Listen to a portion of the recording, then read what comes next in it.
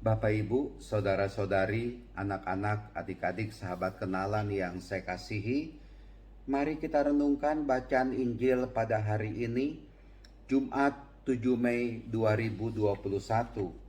Bacaan Injil diambil dari Yohanes bab 15 ayat 12 sampai dengan 17. Ada satu kalimat yang sungguh menurut saya menjadi pegangan dalam kehidupan kita, dan ini merupakan perintah dari Tuhan Yesus.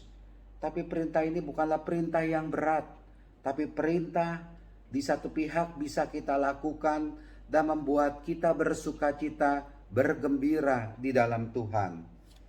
Kalimatnya begini: inilah perintahku, yaitu supaya kamu saling mengasihi seperti aku telah mengasihi kamu. Sepenggal atau sebuah kalimat yang menurut saya di satu pihak membuat kita bersukacita, dan di lain pihak karena Tuhan sudah memberikan sukacita itu, mari kita berbagi sukacita kepada sesama kita. Kalimat Tuhan Yesus saya mau merefleksikan begini: inilah perintahku, yaitu supaya kamu saling mengasihi seperti aku telah mengasihi kamu. Pertama-tama saya mau melihat kalimat yang bagian akhirnya dahulu. Seperti aku telah mengasihi kamu. Seperti kemarin saya sudah bilang, bahwa betapa Tuhan itu mengasihi kita. Tuhan itu mengasihi Anda. Tuhan itu mengasihi saya. Dan setiap saat kita selalu mengalami kasih dari Tuhan. Dan kasih dari Tuhan itu memang begitu luar biasa, begitu agung. Apa yang kita alami, apa yang kita terima adalah kasih yang begitu mulia dari Tuhan Yesus. Pada dasarnya Tuhan itu selalu dan mau mencintai kita. Apakah kita ini dalam situasi yang bersih, apakah dalam situasi berdosa, Tuhan tetap mencintai kita. Lihat mengenai anak yang hilang. Betapa kasih dari Bapa itu selalu tercurah kepada anak-anaknya, baik yang sulung maupun juga yang bungsu.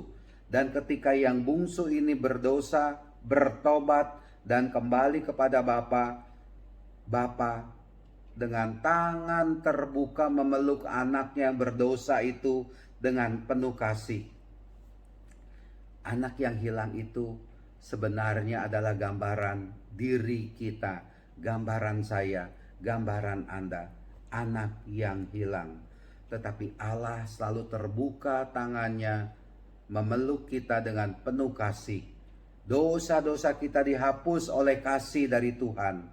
Kesalahan-kesalahan, kekeliruan kita itu dihapus oleh cinta dari Tuhan.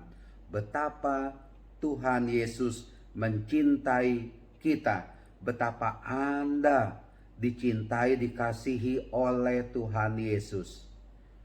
Jadi benar itu yang dikatakan oleh Tuhan Yesus, seperti aku telah mengasihi kamu. Lalu kalimat yang sebelumnya, inilah perintahku supaya kamu saling mengasihi. Menurut saya, setelah kita mendapatkan kasih yang begitu luar biasa dari Tuhan, ketika kita mengalami cinta yang begitu agung dari Tuhan, maka mari kita bisa saling mengasihi dalam hidup ini. Berbuat kasih kepada orang lain. Ada kalanya begini, saya berbuat kasih kepada si A, kalau si A itu berbuat kasih kepada saya. Lalu kalau si A itu tidak bisa berbuat kasih kepada saya, apakah saya bisa mengasihi si A? Belum tentu. Belum tentu. Kalau si A itu jahat kepada saya, apakah saya bisa mengasihi si A? Belum tentu. Saya sudah berbuat baik kepada si A, tapi si A itu selalu berbuat jahat kepada saya tetap bisa mengasihi si A? Belum tentu. Karena menurut saya sebagai manusia, patokan yang kita pakai untuk mengasihi orang lain adalah karena orang itu mengasihiku, karena orang lain itu mengasihi kita. Itu patokannya. Kalau orang lain itu tidak mengasihi saya, untuk apa saya berbuat kasih kepada orang lain? Kalau si A itu berbuat kasih kepada saya, maka saya bisa berbuat kasih kepada si A. Tapi kalau si A itu berbuat jahat kepada saya, mengkhianati saya, menjelek-jelekan saya, apakah Anda bisa mengasihi si A? Jawabannya sangat susah, bahkan tidak. Tapi itu menurut saya, memperhatikan bacaan Injil hari ini, bukan patokan yang dipakai oleh Tuhan Yesus. Sepertinya Tuhan Yesus mau mengatakan demikian. Yang penting itu adalah saya, Tuhan Yesus, mengasihi Anda. Yang penting adalah kita ini mengalami kasih dari Tuhan Yesus. Kasih dari Tuhan Yesus itulah yang membuat saya bisa mengasihi si A, si B, si C, orang lain. Apakah orang lain itu berbuat baik, berbuat kasih kepada saya? Bukan itu patokannya. Tapi patokannya adalah Tuhan mengasihi saya dan saya mau mengasihi sesama, atau saya mendapat perintah dari Tuhan Yesus untuk mengasihi orang lain karena Tuhan Yesus sudah mengasihi saya. Itu patokan yang benar. Tuhan mengasihi saya dan saya mengasihi orang lain. Apakah orang lain itu mengasihi saya? Enggak usah dipikirkan. Biarkan itu. Karena kasih dari Tuhan itu sudah kita dapatkan, sudah kita miliki, dan saya mau berbuat kasih kepada orang lain. Saya mengasihi si A. Apakah si A itu mengasihi saya atau berbuat jahat kepada saya?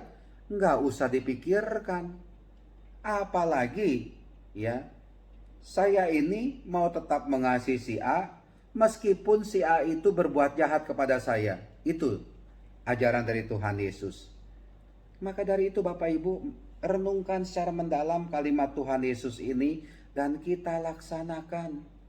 Dalam bacaan Injil kemarin dikatakan, yang mengikuti firman-Ku akan bersukacita. Inilah dia sukacita dari Tuhan. Nah Bapak Ibu, saudara-saudari terkasih, semoga kita selalu mendapatkan, mengalami kasih dari Tuhan, dan akhirnya kita pun mampu berbuat kasih kepada orang lain. Enggak usah dipikirkan orang itu berbuat kasih kepada saya atau tidak. Tuhan mengasihi kita, itu yang utama. Amin.